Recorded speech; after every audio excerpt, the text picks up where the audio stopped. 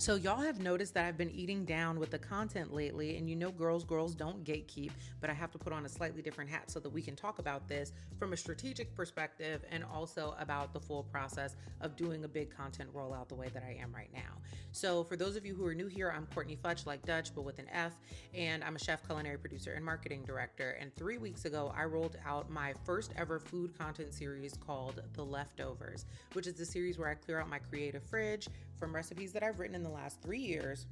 but never shared. All right. And so we're going to get into some of the context, some of the process, some of the things that you would want to consider if you decided that you wanted to clear your footage archives and actually turn them into content. So, welcome to Behind the Leftovers, the series where I give myself permission to be seen trying clearing out my creative fridge, and I hope that it inspires you to do the same. So to give y'all some context about me and my credentials, I've worked for HelloFresh, Blue Apron, HGTV, Food Network, Bon Appetit, Haven's Kitchen, and a bunch of other food and beverage brands, either as a freelance like contractor capacity or in-house, working on a very specific goal. I have produced thousands at this point pieces of original content for these food brands, and it's been a real blast to do so. If I'm not behind the camera directing, how the entire set of culinary production is running, I'm behind the scenes working on the marketing strategy for them, and sometimes I am in front of the camera, which is what I've been working on doing again lately. In the meantime, I've been building my culinary creative agency called Maillard Creative,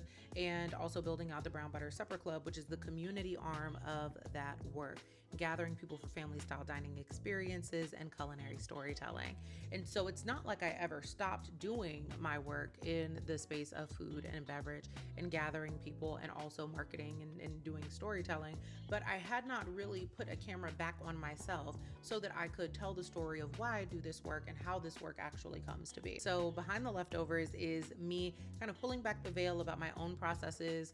about what matters to me when I'm creating content, what also I think is just helpful for folks who might be sitting on the same sort of archive that I was sitting on and are looking for ways to re-engage with it in a way that's both meaningful for you and ultimately meaningful for your audience. So to prevent this video from being like 18 minutes long, I'm gonna go ahead and make a part 2 where I talk about what it actually looked like for me to start the process of gathering all of my footage so that I can turn it into content and what I think the difference is between the two. See you over there.